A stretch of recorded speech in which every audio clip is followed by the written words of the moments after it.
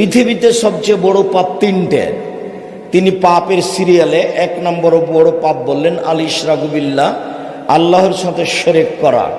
তিনি দ্বিতীয় বড় পাপ বললেন ওকুকুল আলেদান, পিতামাতার অবাধ্য চলা।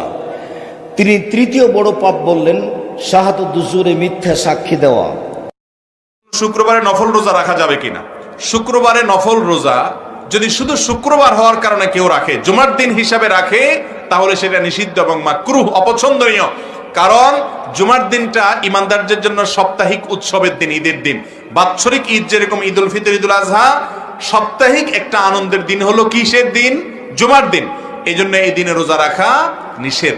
তবে হ্যাঁ, আইয়ামে বীজের রোজা, চান্দ্র মাসের 13, 14, 15 রোজার মধ্যে শুক্রবার পড়ে গেছে, যেমন এই যে গত শুক্রবার পড়ে গেছিল, তাহলে সেই হিসাবে আপনি রোজা রেখেছেন শুক্রবার, কোনো অসুবিধা নেই। অথবা আপনার জন্য শুক্রবার ছাড়া রোজা রাখার সুযোগ নেই, কাজা রোজা আছে।